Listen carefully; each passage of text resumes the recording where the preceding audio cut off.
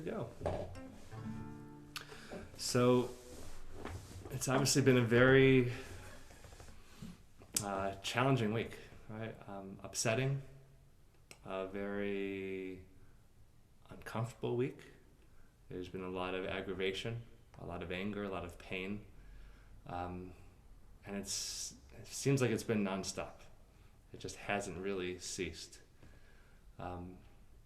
which is what's somewhat nice about being able to come here to the moment of Shabbat. Not that we put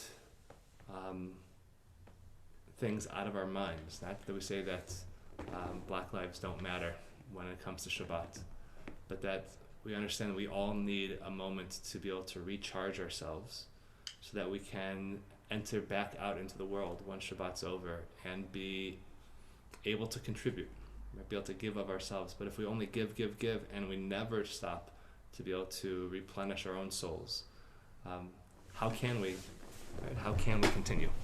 Excuse me one moment.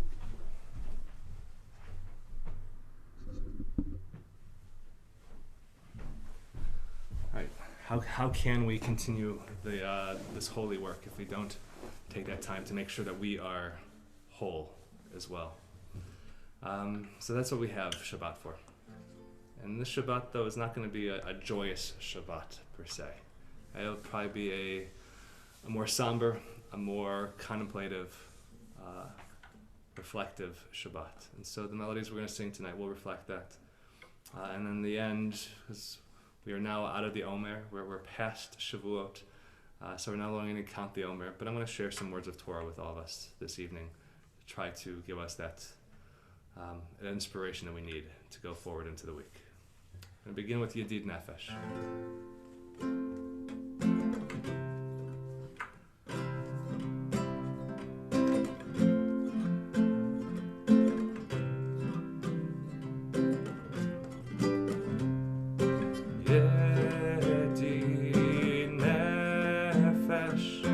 I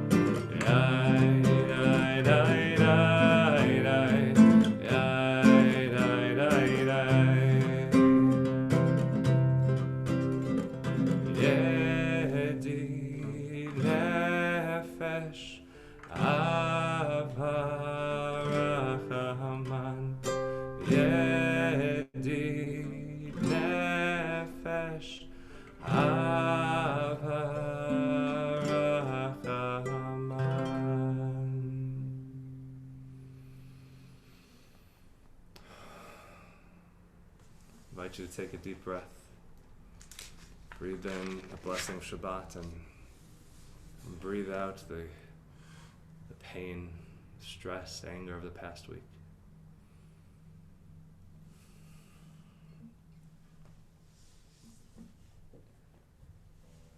Sometimes it can seem overwhelming. Do we have the energy to keep going and keep facing everything. And speaking with some congregants last night, reflecting on this moment we're living through and feeling shame for having lived through multiple eras of fighting for civil rights and feeling like the needle just hasn't moved that much. Which, first of all, as long as you're fighting the fight, there's no reason to feel any shame. But the question is, how do we continue? How do we keep going? How do we keep fighting a fight when it feels like we're not making as much of a difference as we want? And we keep going through the energy that we're given by God, that strength that we're given. Adonai oz li'amo yitain. God gives us strength. If it's a matter of fighting a righteous battle, God gives us strength to be able to continue. And Adonai yivarech et amo v'shalom. And at some point, God will bless us with peace. Whether it's peace of our own final rest, or it's finally peace of everybody laying down their swords. God willing, it's the latter sooner. We sing Adonai Oz. Adonai Oz, le'amo itein. Adonai Oz, le'amo itein. Adonai Oz, le'amo itein. Adonai yivarech et amo v'shalom. Adonai Oz, le'amo itein. Adonai Oz, le'amo itein. Adonai Oz, le'amo itein.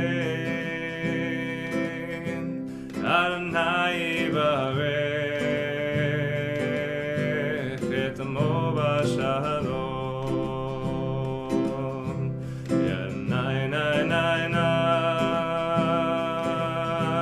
yai nai nai yai nai,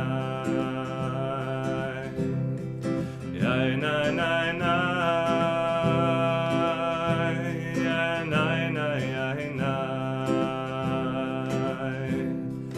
yai nai nai nai, yai nai nai nai nai, yai nai nai nai, yai nai nai yai nai. Adonai Oz, le'amo itein. Adonai Oz, le'amo itein. Adonai Oz, le'amo itein. Adonai yivarech et amo v'shalom.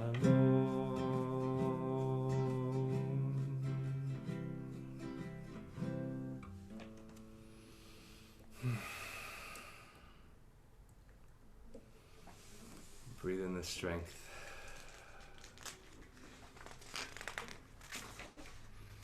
Turn to Lecha Dodi, the final stanza, asking God to, not asking God, acknowledging the receiving of the coming of Shabbat as a crowning glory, and then we find joy and uplift and pride in being able to claim her as our own. And so we welcome Shabbat. This is Lecha Dodi.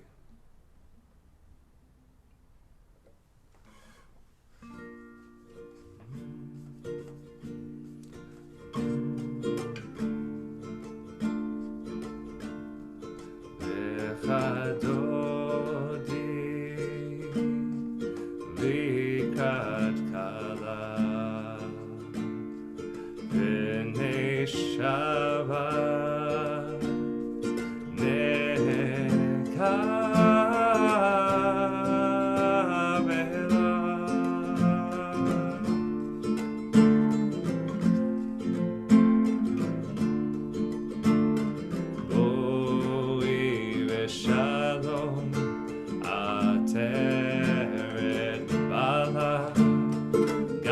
Simcha uvetzola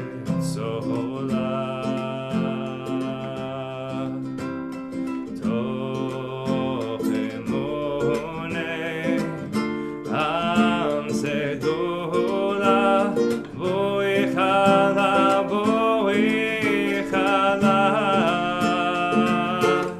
vechadodi likad kala Shabbat nekavela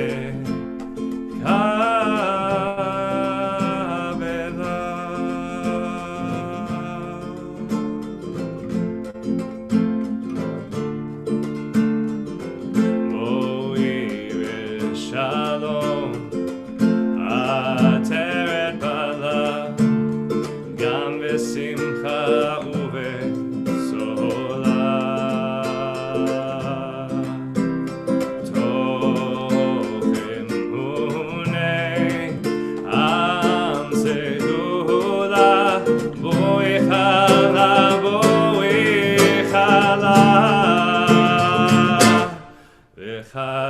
Vechadodi likad kala v'nei Shabbat nekavela.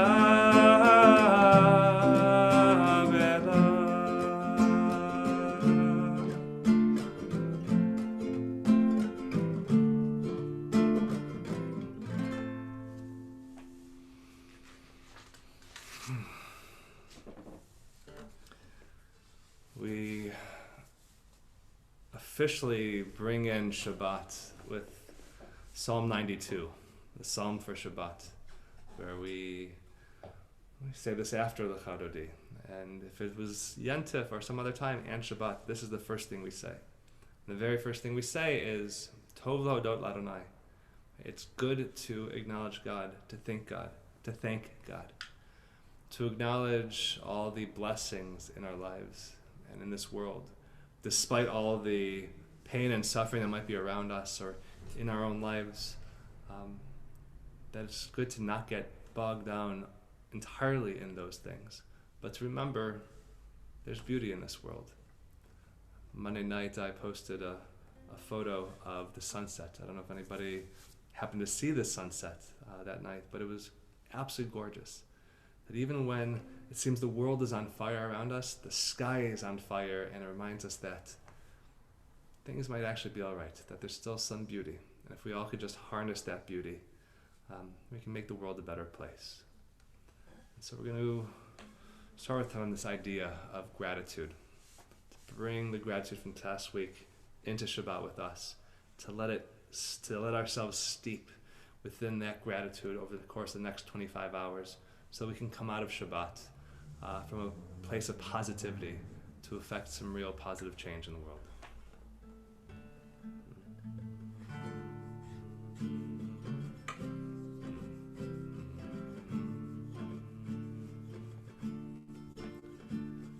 Tov v'hodot Adonai,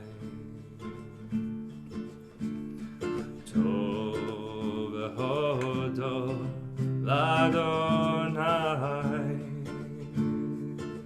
ulizamer v'shimcha elyon. Tov v'hodot Adonai, Tov v'hodot Adonai, Tov v'hodot Adonai, ulizamer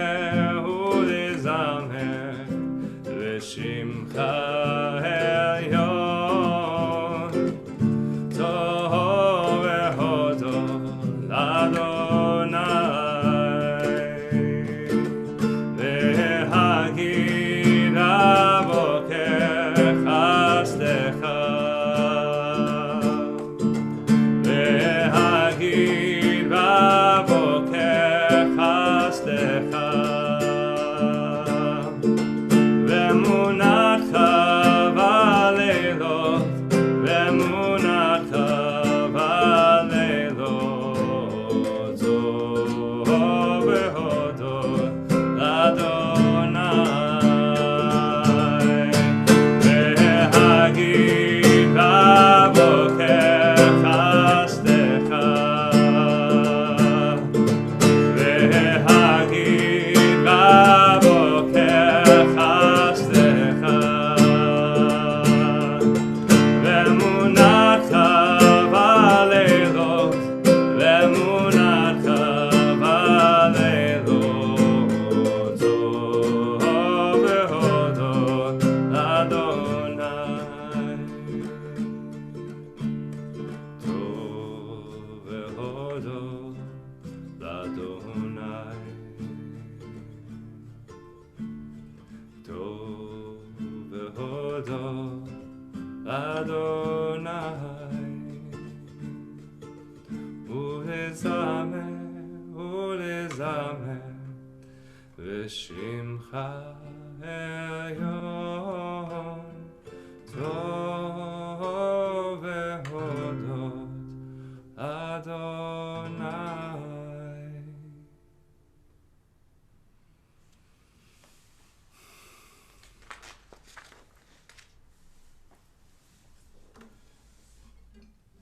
Recognizing the pain and suffering in the world, we want to ask God to grant us some healing of body and healing of spirit. And we sing Ana Elna.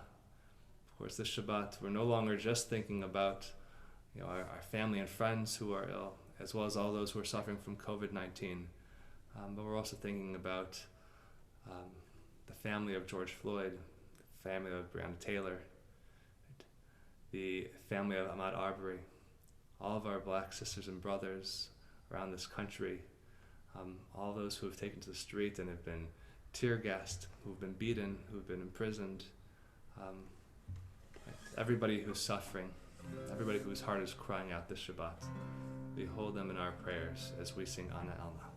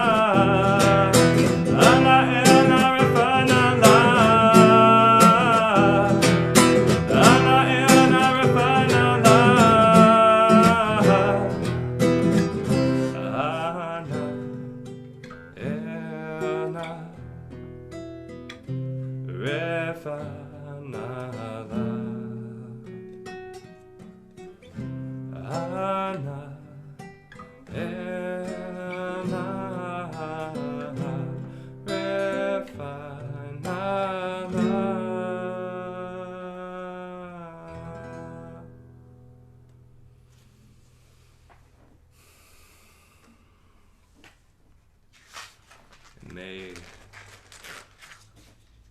the wounds of our country be healed as well. We pause. I'm going to pause now. I'm going to share a little words of Torah before we actually light candles and sing Shalom Aleichem. So, about 8 minutes from where I grew up in Cleveland, there is a cute little village, place called Chagrin Falls. And Chagrin Falls is an extremely white neighborhood. When I was in high school, they had about somewhere between 1 and 3 Jewish kids per grade, very few black students. And today it is 98% white. Less than 0.5% of the population is black. And while many of the town residents work locally, plenty of them also work in other parts of the city, including downtown, which is about a 45-minute drive away, as doctors and lawyers, managers, and other white-collar professions. Now, understanding the need for the community to embrace the message of Black Lives Matter, a high school student organized a rally for Tuesday afternoon. But after receiving threats, he called off the event. Still, folks showed up, so they had a small gathering of about 150 people. And then, responding to the confusing messaging, right, is the rally happening or is it not?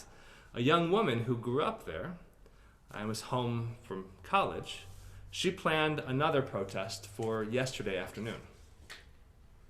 But what was remarkable, more than just the turnout, was the response from locals in advance of either of these events. Right, the cute little shops on Main Street were almost all boarded up, fearing an influx of rioters and looters as the city saw Saturday night in downtown, far away. Right? Comments on the event pages were disgusting, right? Going beyond rejecting the idea of white privilege as this fallacy, right? But even threatening the organizers and employing horrific racial slurs and offering endless arguments that the people of the village couldn't possibly be racist. And so, according to many outspoken voices, there was simply no reason to invite such elements into their community by hosting a protest. These events took place 2,000 miles away from here, but they could just as easily have taken place in Santa Monica or in the Palisades, anywhere. There are plenty of neighborhoods all across the country with a majority of white residents who have never said or have done anything outwardly racist in their lives. But that doesn't mean that they haven't contributed to the systemic and institutional racism facing black people in America. Now, our tradition is filled with teachings telling us that we are not permitted to remain silent in the face of wrongdoing. In the Babylonian Talmud, in Tractate Shabbat, it says anyone who is able to protest against the actions of the members of their household and does not, that person is held accountable for everyone else's actions. And anyone who is able to protest against the actions of the people of their town and does not, they are held accountable for those people's actions. And anyone who is able to protest against the actions of the entire world and does not, that person is held accountable for the actions of the entire world. We also have in the Talmud, in Tractate Sanhedrin, where the rabbis say, how do we know that if a person sees another person drowning or mauled by beasts or attacked by robbers, that that person is required to save the person in harm's way? From the verse in Leviticus 19:16, you shall not stand idly by the blood of your neighbor. Our tradition is filled with teachings imploring us to act up when we see evil and wrong happening around us. And then we have in this week's Torah portion, in Parshat Naso, in the book of Numbers, chapter 5, verses 6 and 7. It says, whenever a person commits any transgression against another, thereby wronging God, that person's soul is guilty. They shall confess their transgressions, which they did, and he shall pay his guilt in principal and add 1/5 of its value upon it, and he shall give it to the person he wronged. What's worth noting in this quotation, though, is a change in pronouns between these two verses. We begin by reading about an individual who has wronged another individual, and incidentally, thereby also, right, that counts as wronging God. But then we end with that individual making repayment, but in between we read about how they must confess. Right? They must confess. Vahit vadu, right? They shall do vidui. So why the change in language? According to the commentary Or HaChaim, it's because we all sin. We all must confess our sins. Right? Because we all contribute to sin, knowingly or not. And while only the person who directly wronged the other is responsible for repayment directly, right, we are all responsible for looking inwards, evaluating our actions or lack of actions, and confessing where we have gone wrong. Nobody is accusing the folks of Chagrin Falls of being racist, though, like everywhere, I'm sure there are those who are. And no one's accusing the white folks here in Los Angeles of being racist. And again, I'm sure some are. But those who are white, right, and those who present as white, have benefited from a system that has harmed many people of color, especially those who are black. And without looking inward and reflecting on, right, not even how we've benefited, but how we have not been harmed, right, we can be found complicit in the wrongdoing against others. We might be inconvenienced. We might feel uncomfortable or even afraid.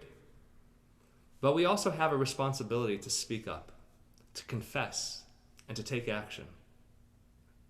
If you want to learn more about, right, how different the experience is for white and black people in America, or if you're still uncertain what steps you can take to help end police brutality and systemic racism, I invite you to read my message to the Mishkon community, which you can find right on the front page of mishkon.org. And there are lots of links in that message to organizations you can support financially, organizations you can get involved with, things that you can learn, right? Lots of ways to be able to engage in this holy work. Well, you could also join me this coming Monday for a car procession protest downtown, where people will remain in their cars to be socially isolated, right? And people are invited to decorate their cars, paint their cars with messages or have signs and banners, right?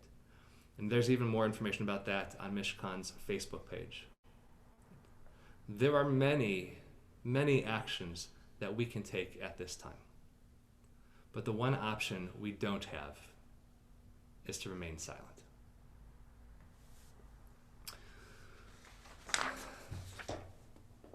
And so we're going to welcome those angels who watch over us as we welcome Shabbat.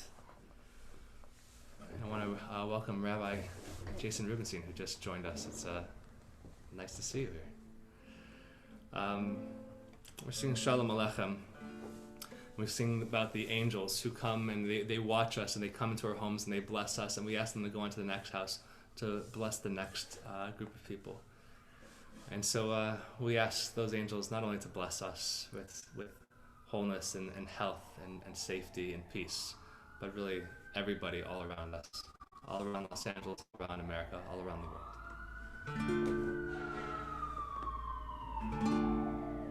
Shalom Aleichem, Malachei HaSharet, Malachei Elyon, Ni Melech Malachei Malachei Hamlachim HaKadosh Baruch Hu Bochem L'Shalom Malachei HaShalom Malachei Elyon Mihi Melech Malachei Hamlachim HaKadosh Baruch Hu Bachuni L'Shalom Malachei HaShalom Malachei Elyon Mihi Melech Malachei Hamlachim HaKadosh Baruch Hu Tzidchem L'Shalom Malachei HaShalom Malachei Elyon Mihi Melech Malachei Hamlachim HaKadosh Baruch Hu HaKadosh Baruch Hu HaKadosh Baruch Hu.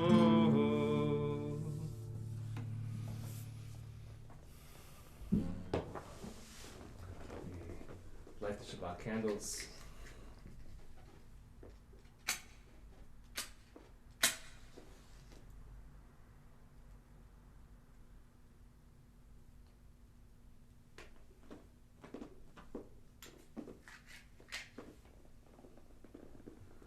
Baruch atah Adonai Eloheinu melech haolam Asher kitshanu b'mitzvotav v'tzivanu lehadlik ner shel Shabbat. And we'll say Kiddush. Of course, in Kiddush we say Zecher Tziat Mitzrayim. We're always reminding ourselves of leaving Egypt and what it means to be given peace and freedom, to be saved. And we understand that it's our responsibility to pass on that blessing that we receive from God to all those who find themselves oppressed. Vayer vayevoker yom hashishi.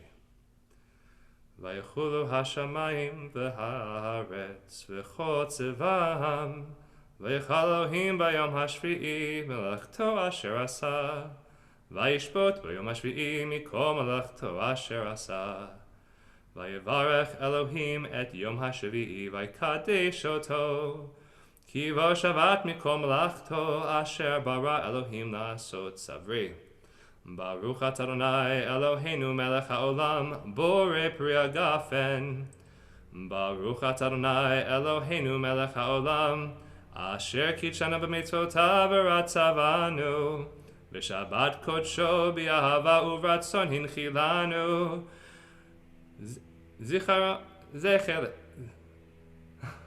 Amen.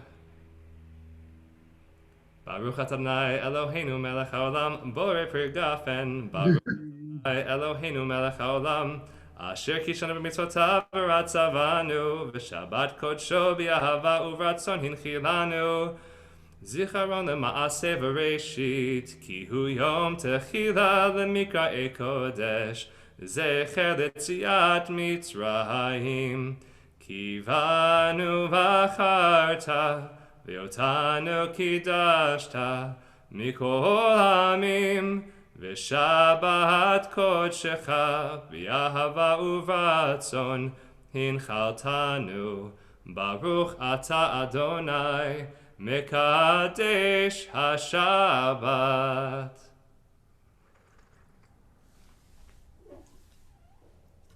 And that's why the Ramah tells us that we are obligated to have the text in front of us whenever we are leading a blessing, so that if we do lose our place, we don't take God's name in vain by saying a bracha levatala, a blessing in vain. So just very quickly before I say Shabbat Shalom to everybody, a few very brief announcements. Tomorrow morning we have services 10 a.m. I'll be live streaming, and also Rachel Can will be live streaming her Realized Paradise with some chant and meditation, also at 10 a.m. So you have your choice between the two programs. On Sunday morning at 11 a.m., we have our Yiddish collage. They've worked out whatever kinks there were last Sunday, so it is on for this Sunday. Please join us for that. Cindy Paley will be leading us in some songs as we honor the memory of Dr. George Katz. And then this week we have our regular adult education programming as is posted on our website. Please do keep close eye on Mishkon's Facebook page as well as our website, because we'll be posting more information about actions that you can take to be able to stay safe, as well as to be able to support those who are in need of as many allies as possible at this time. So I wish everybody a Shabbat Shalom. If you're here on Zoom with us, you are more than welcome to stick around